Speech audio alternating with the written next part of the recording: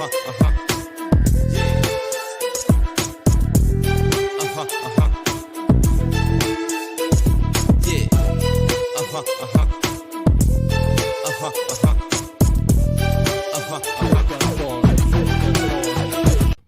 going on? What's going on? This your boy Steve, the kidney nurse. Good evening, everyone.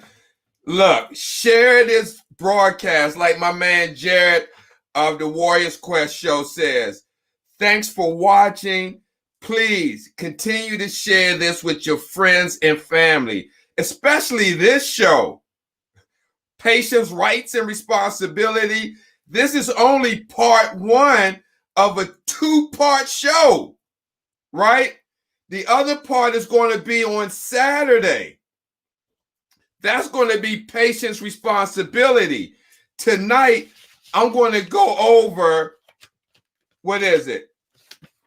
31 patients' rights from a well-known, established corporate dialysis company that's in effect right now. And what happens when a lot of patients start dialysis, right? What happens is you go there, right?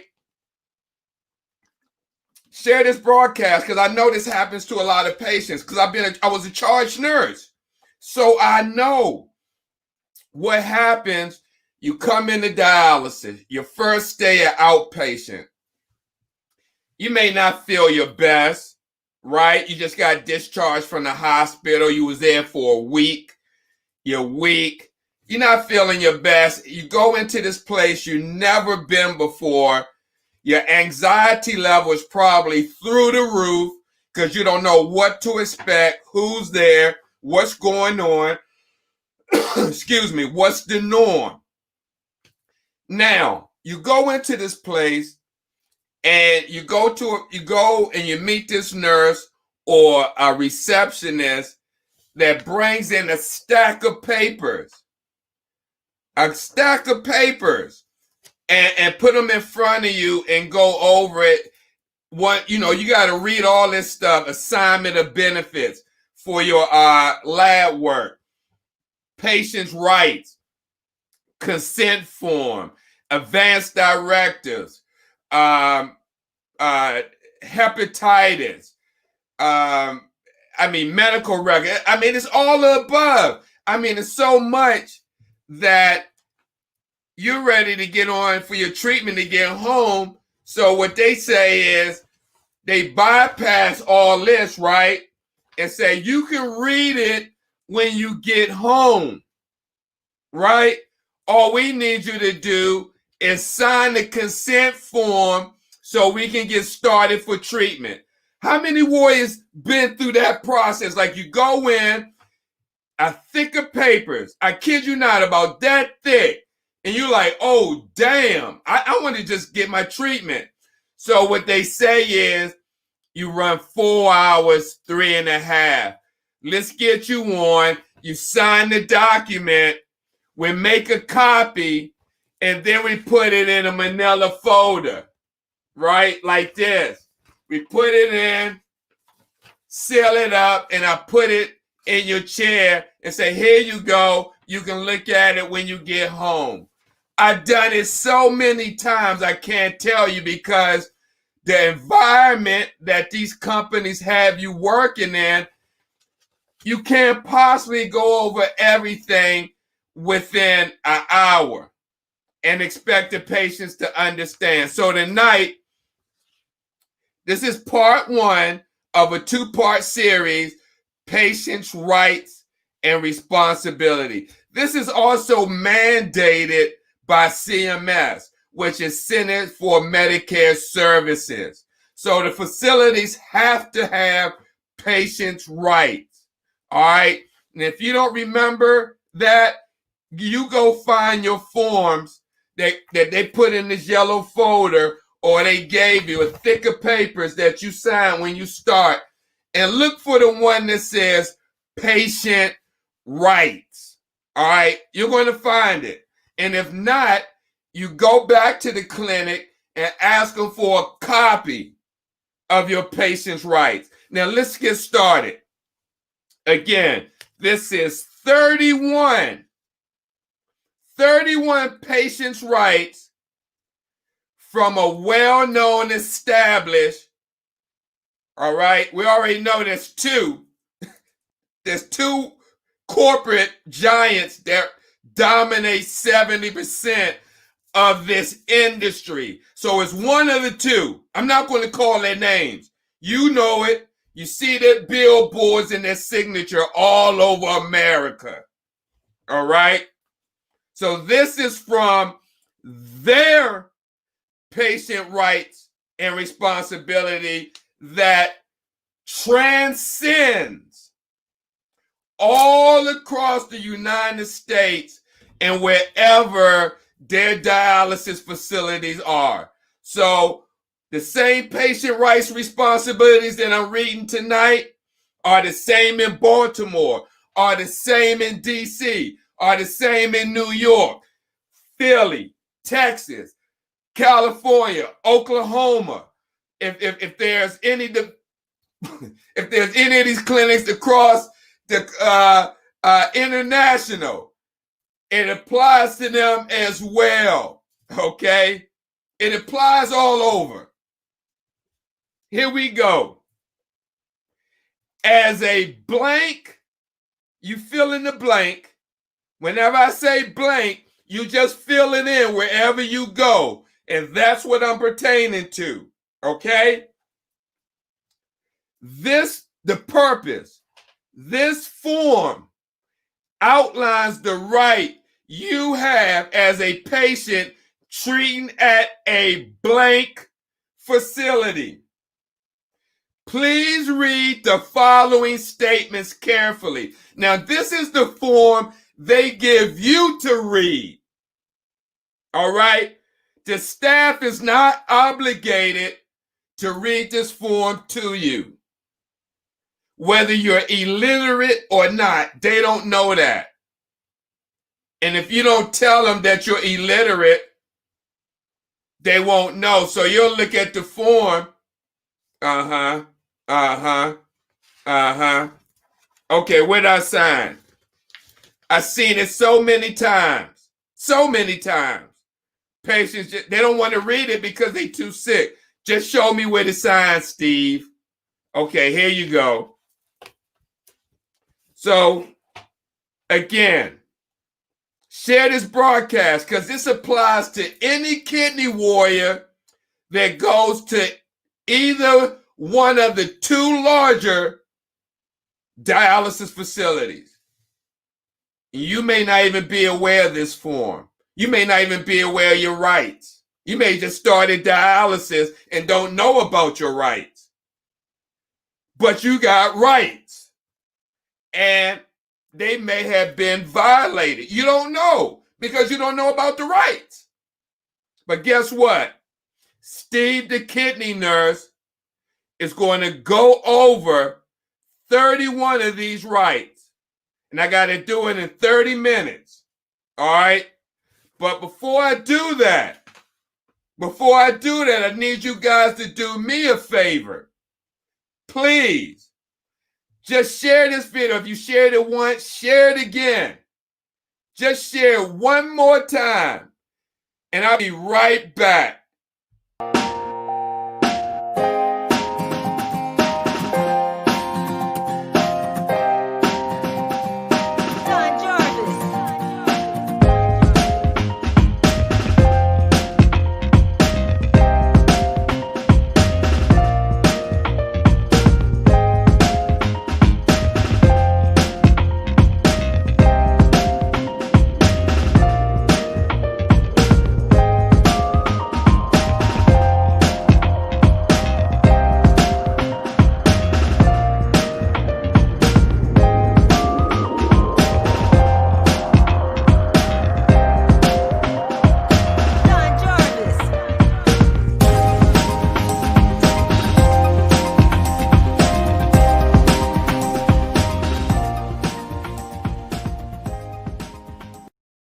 All right, guys, I'm back. Let me tell you, this is so serious.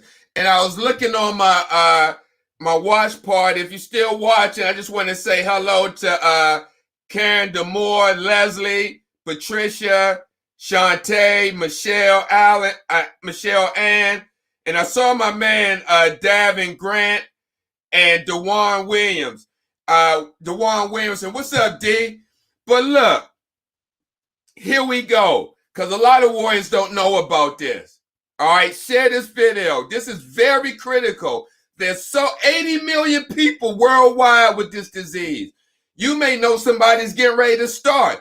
Even you who's watching, who don't have kidney disease, may start in years. I hope not, but if you do, you know where to come for that information. So here we go, guys. This is what the form says. It says, this form outlines the rights you have as a patient at a blank facility. Please read the following statement carefully. As a blank patient, I understand I am entitled to the following. 1, to be fully informed of my rights, including privacy rights, responsibilities, and all rules governing conduct related to patient care, services, and financial policies responsibilities. Number 2, to be accepted for admission without regard to national origin or sponsor, race, age, sex, religion, disability, payer, sexual orientation, marital status, or other factors unrelated to the provision of appropriate medical care. So as a blank patient, this is what you're entitled to. Number 3, to be treated with 1, respect, dignity, and recognition of my individuality, choices, strengths, abilities, cultural values, religious beliefs, and personal needs to the extent possible during treatment, and sensitivity to my psychological needs and ability to cope with ESRD. Come on, guys. This is your rights. Are they being attended to? Number 4, you're entitled the right to privacy and confidentiality in all aspects of treatment. How many patients your business been told by the staff? You gave some information to the staff and they blurted it out, or they went and told other people. Number 4, the right to privacy and confidentiality in all aspects of treatment. The dialysis facility will make accommodations to provide for patient privacy when patients are examined or body exposure is required. All right? For example, privacy screens or curtains. Number 5, you are entitled to be free from abuse, neglect, exploitation, coercion, manipulation, sexual abuse, sexual assault, seclusion, or restraint, if not necessary to prevent harm to myself or others. That's in parentheses. Or misappropriation of my personal property by the facility's teammate. That ought to give you a clue. Teammate. Okay.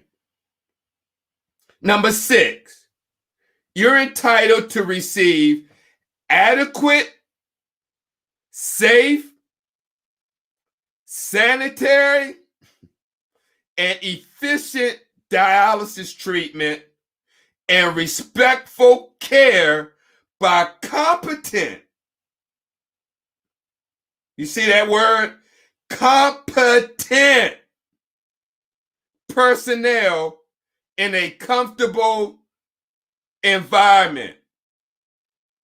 So if you're watching and you go to outpatient dialysis, I just read 6 of the 31 patient rights.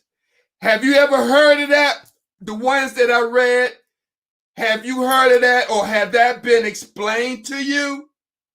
Please give me a thumbs up. I need to make an assessment.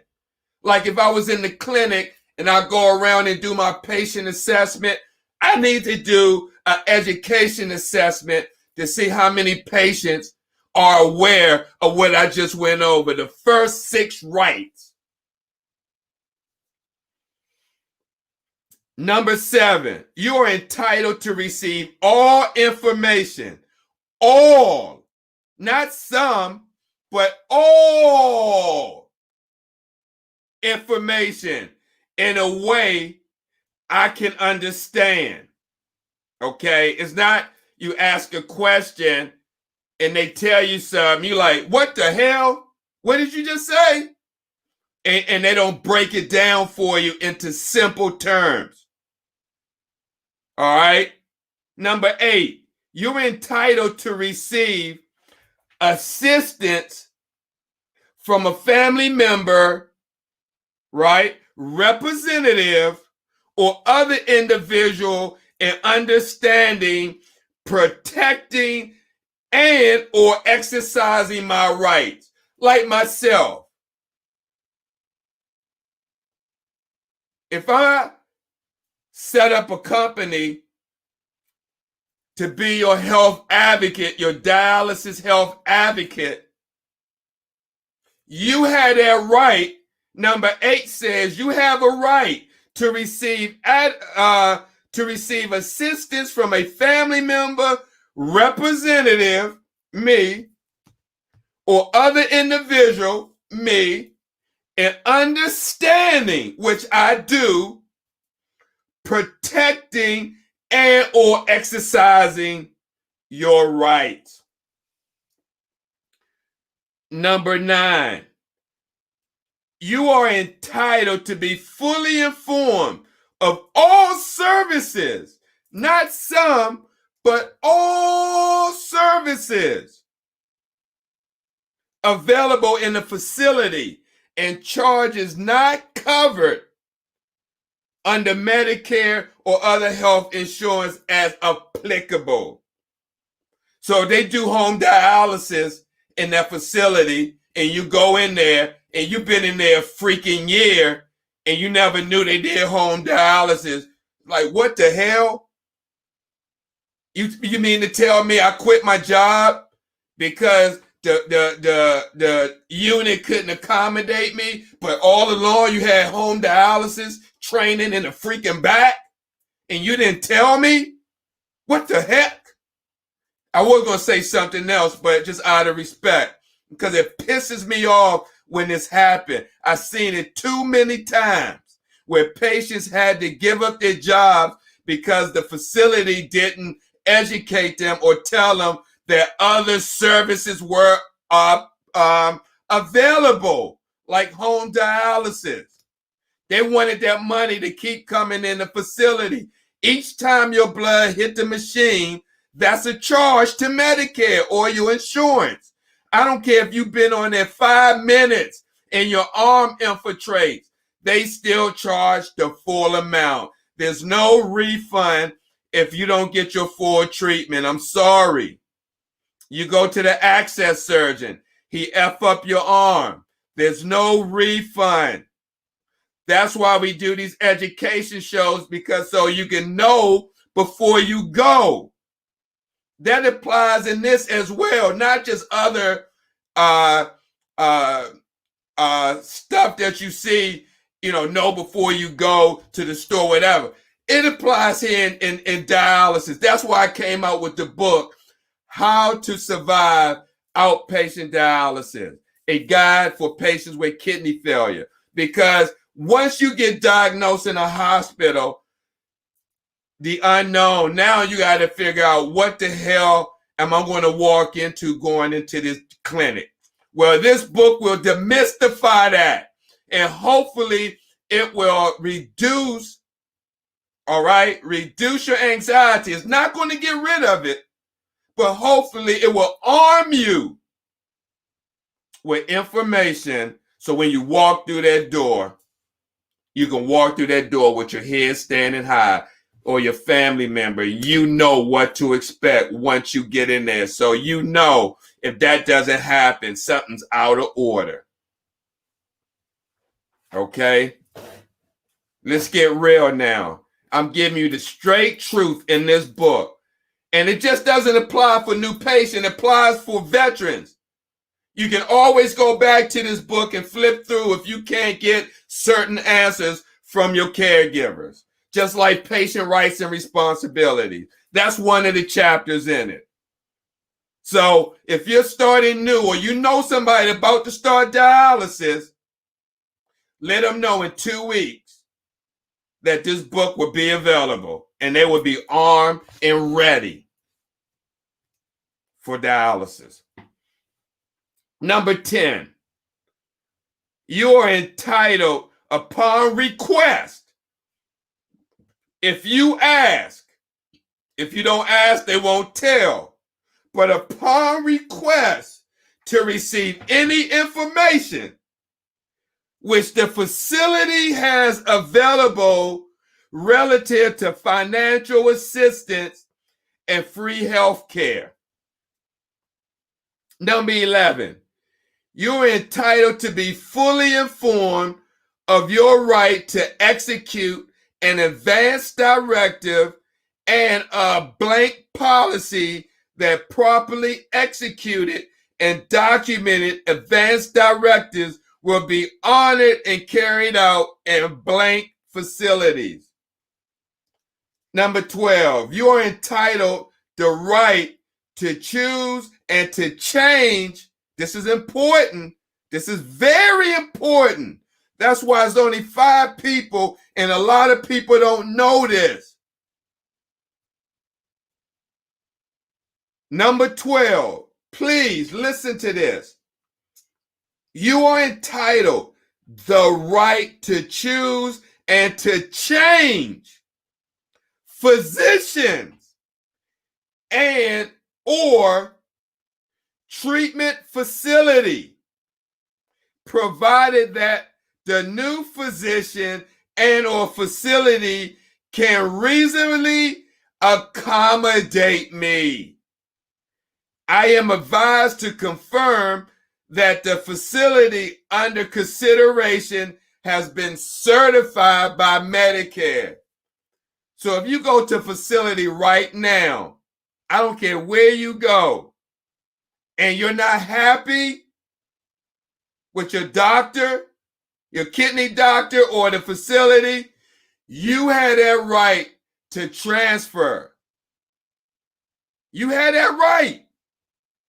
You had that right to fire that nephrologist if he's a crappy nephrologist. And yes, there are crappy nephrologists out there. Steve, the kidney nurse, said it. Just like there are crappy nurses, crappy dietitians, crappy social workers, crappy technicians. They're out there. You've seen them. Let's call a spade what it is. Number 13, you're entitled to know who your primary physician is and to participate with your primary physician in planning your care. Number 14, you're entitled to know the names, professional status, and experience of the staff who are providing and coordinating your care and treatment. Number 15, you're entitled upon request to obtain an explanation as to the relationship, if any, of the facility to any other healthcare facility or educational institutions insofar as that relationship relates to my care or treatment. Number 16, you're entitled to receive a full explanation by my physician, allied health professional of the nature of my medical status and the necessity for recommended treatment, appointments, including the risk, side effects, expected outcomes, and other treatments, appointment options before giving consent to or refusing treatment or appointment. So, what that's saying,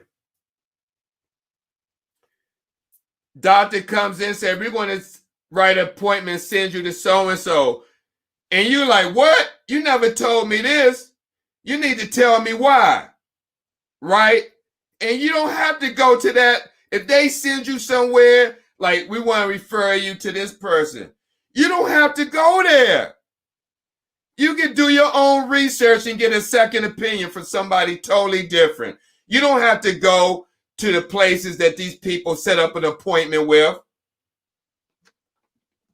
They just have a relationship. Number 17, you're entitled to expect and receive appropriate assessment, management, and treatment of pain as an integral component of your care. Number 18, you're entitled to receive a full explanation of facility policies regarding patient care, including but not limited to certain policies about infectious diseases that may require me to be dialyzed in a separate space from other patients, and policies about visitors and socialization within the facility. Number 19, you're entitled to be fully informed, right? Fully informed, not partially, but fully, about all treatment modalities.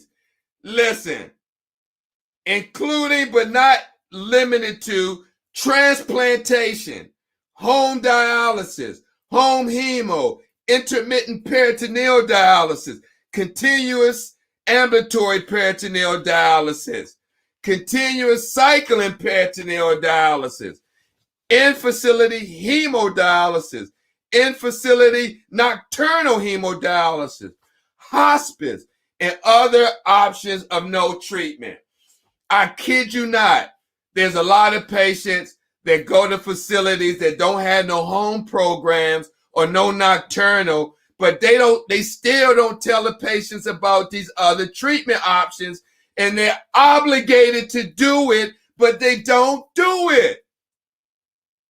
This is what we talk about where we say know your information.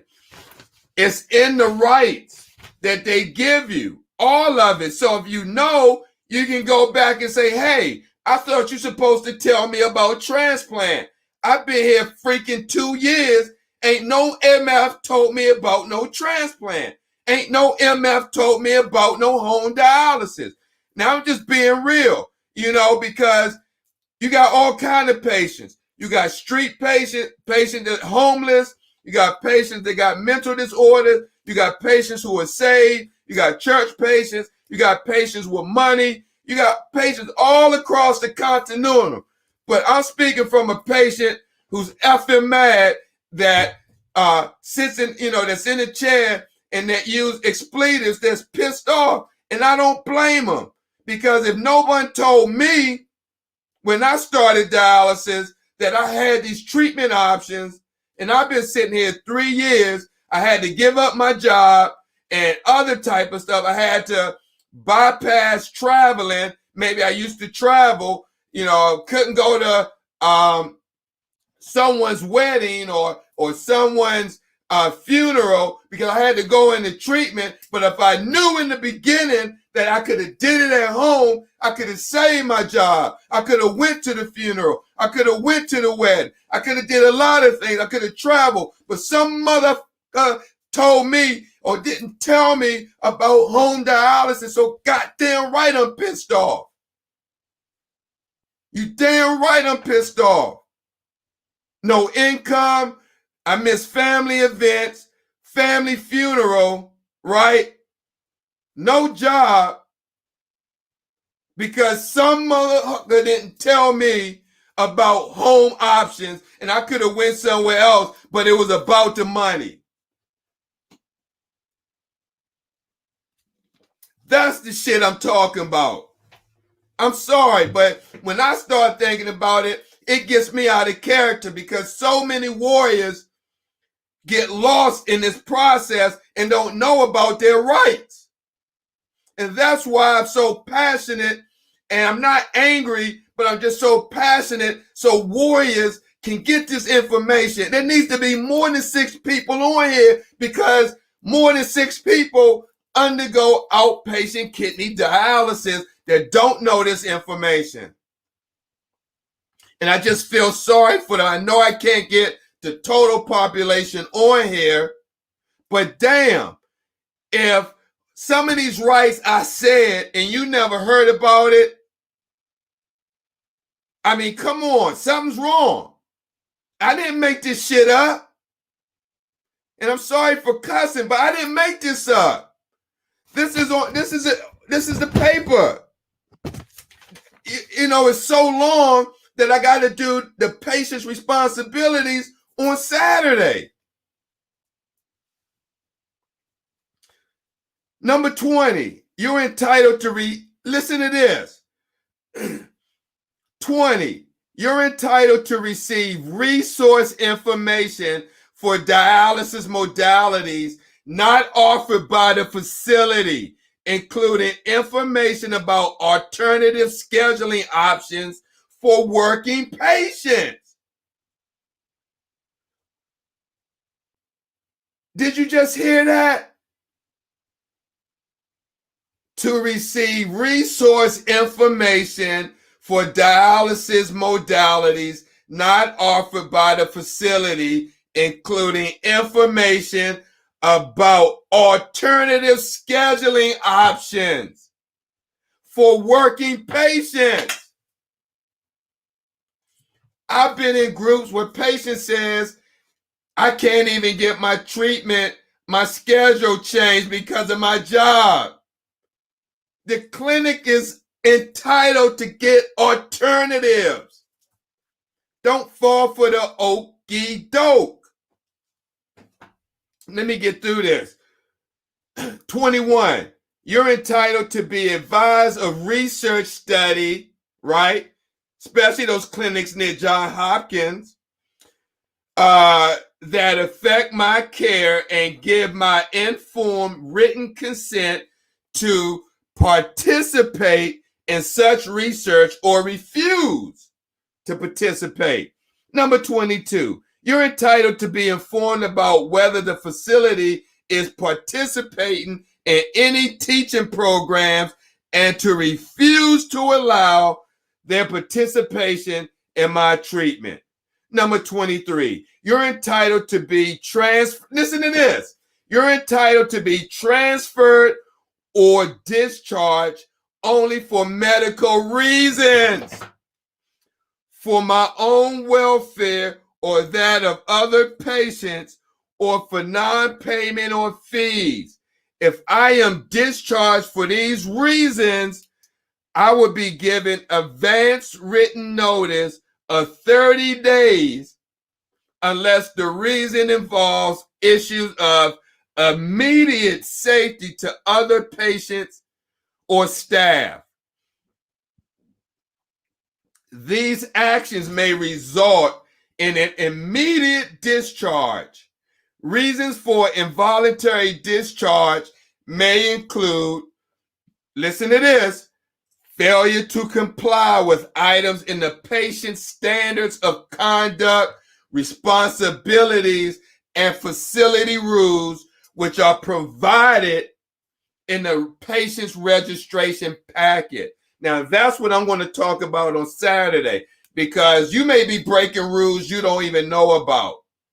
but they didn't tell you. But you were expected to read it during during the admission process or when you got home, because you signed a paper saying that you understood it. So you can't hold them liable. You signed the paper, and if you didn't read it, you said you read it and understood it. Even if you don't understand it, you signed the document. Number 24, you're entitled to review your medical record with supervision by the facility administrator or designee at a time mutually agreed upon by you and the facility administrator or designee in advance. 25, you're entitled to receive a copy of your medical records. All requests for medical records will be put in writing based on individual state requirements for assessing medical records. There may be a fee charged for copying the medical records. All records requests will be completed within 30 days of the request. So if you want your medical records, you had that right to go get them. 26, you're entitled to receive necessary services or referrals as outlined in your individual plan of care. 27, you're entitled to know your medical records and the information contained will be considered. Let me go back. 27, you're entitled to know your medical records and the information contained will be considered private and confidential and only released in compliance with state and federal law. Now, this 128 is very, very important. Please, that's why I say a lot of warriors, they are missing out on some great information. I'm serious, because you're not going to get any nurse from DaVita, Fresenius, US Reno to sit down and specifically read these rights and help unpack so you can understand them. 28, this is very important, very. So please listen up. You're entitled to freely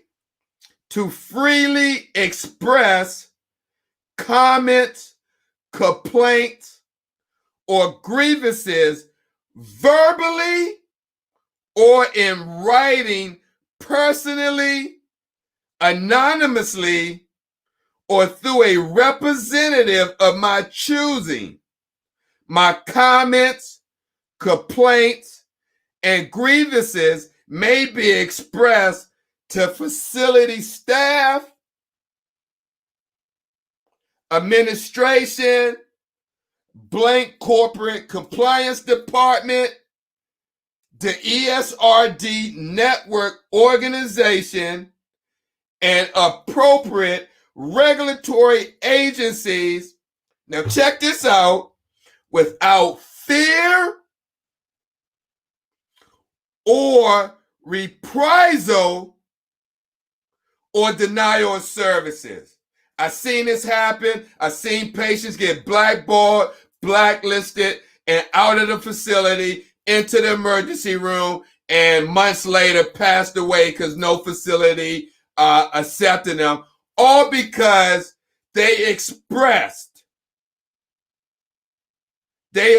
complaints or concerns or grievance, but got backlash. So you had that right, and you bring this paper. If this happens to you, you go to your patient rights form, right? And especially if you go to one of the two, it's under patient rights 28. There's only two large ones. You go to 28, you highlight it, because you have a right to freely express comments, complaints, or grievance, verbally or in writing personally, anonymously, or through a representative of your choosing. Number 29, you're entitled to have all reasonable requests responded to promptly and adequately within the capacity of the facility.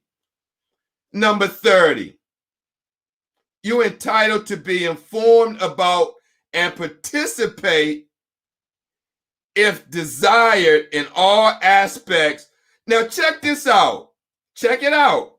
30, you're entitled to be informed about and participate, if desired, in all aspects of my individual care plan of care, and be informed of the right to refuse treatment and to be fully informed of the medical consequences of refusing treatment appointment. So if you want to stop dialysis, you have that right to stop dialysis. Don't let nobody tell you any differently. Is Steve the kidney nurse telling you to stop dialysis? By all means, no. But it's your right. If you feel like you can't go on no more and you've done all you've done in life and you can't get a transplant and you don't see no quality of life in the future for yourself, and you talked it over with your family and other people, your medical team, and you competent and you mentally competent to make that decision, you had that right. Don't let nobody tell you otherwise or make you feel any different of that decision if you choose to. And number 31, which this company practiced so hard that when I worked for them and when I was a charge nurse, they didn't want me to admit patients because I told the truth on 31. Here's 31. You're entitled, if I require hemodialysis and dialyzer reuse is practiced in this facility, I am entitled to the following: to give or refuse permission to participate in the reuse program and to request to change from one to the other at any time, either verbally or in writing. Refusal to participate in reuse will still allow me to dialyze in this facility and receive other service. But check this out. Check this out. They got a however in it. However, failure to agree to reuse will minimally restrict your choice of a dialyzer. Now, let me repeat that one more time. And any logical thinking person would read through this bullshit. Okay? Here we go. If I require hemodialysis and dialyzer reuse is practiced in the facility, I am entitled to the following: to give or refuse permission to participate in the reuse program and to request to change from one to the other at any time, either verbally or in writing. Refusal to participate, and they're telling you this, refusal to participate in reuse will still allow me to die. Why would they have to say that? Refusal to participate in reuse will still allow me to dialyze in this facility and receive other services. However, that's in this form. However, failure to agree, just like maybe failure to get your flu shot or failure to get COVID. They're almost like trying to bully you into signing to participate. However, failure to agree to reuse will minimally, we all know what the word minimally means. You're not getting the best. You're not getting the best. And they still taxing you. They still sticking it to the gut and charging you astronomical fees. But yet, if you don't participate in reuse,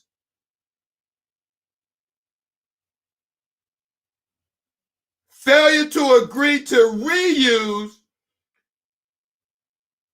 will minimally, which is the lowest, minimally restrict. You don't get much of an option. Your choice of a dialyzer. So you got a large company telling you if you don't use reuse when they did practice it, then however, failure to do that is going to restrict you to a low, cheap-ass dialyzer. You're still going to get the service, but you're getting a cheap-ass dialyzer. Bottom line. And to have questions about reuse answered in a complete and understandable way. And that's where I went off the rails and really broke it down. And this company didn't like that because everybody I talked to didn't participate. I didn't tell them not to. I just showed them what it was about. And you got disinfected in a filter. Can you imagine this filter filled with embalming fluid or disinfectant? And then you expect some smuck that don't know dialysis truly rinse the filter. You want to trust them with reuse? Some person that just came off the street with no medical experience? I don't think so. All right. Now, at the bottom of this page, patient rights, it says, after I read all of the 31 patient rights, which are many, and you may not know some of these, it says, I hereby acknowledge that I have read and understand the above. I have asked whatever questions I have regarding the patient rights, and if I have further questions, I will ask them. So again, guys, you sign this, and if you didn't read it, they're gonna go. You can't go back and say something because they're gonna, say you signed it and read it. So that's why you got to know this stuff. So tune in this Saturday for part 2. I want to talk about your rights your responsibilities as a dialysis patient, what they expect from you, because they do expect a lot. And you need to know that. So you go in there and you go off at the mouth. You don't find yourself on the chopping block being ready to get discharged from that unit. So thank you guys for watching. I didn't have any comments. Love you guys. This is your boy Steve, the kidney nurse, giving you kidney information around the clock. It doesn't stop because dialysis doesn't stop. They're steadily building clinics. People are steadily going on dialysis every day. You go to the Facebook groups, you see it every day. Somebody is diagnosed. Somebody is going on dialysis. Somebody is starting. That's why I wrote How to Survive Outpatient Hemodialysis, a guide for patients with kidney failure. So to arm you with insightful information to be prepared for what is to come when you start outpatient dialysis. So thank you guys. God bless you. And to our warriors overseas in Cameroon, Zambia, and the East African nations, in India, Pakistan, they're only able to get treatment once every 2 weeks or twice every 2 weeks. Just hold on. I'm praying to God every day that he bless my wishes so that I can fly over there and help you guys with supplies and consumable items to help you have a safe treatment, just like here in the United States. There's too many clinics over here. There's an excess of clinics over here, and not enough over there. So I'm praying to God each day. You pray for me that he'll make this dream come true, that I could fly this jet, not me personally, but we can have this jet fly to you and help you warriors out globally. God bless you guys. I love you. Thank you for watching Steve the Kidney Nurse, and watch all our shows on Urban Health Outreach Media. Want to say hi to my partner, Tamika Gaines, Jared Brown, sending big shouts out to Don P. Edwards, Get Well, Lisa Baxter, Uncle Jim, and all the other folks on Urban Health Outreach Media. We love you guys. God bless, and make this come to light. Peace.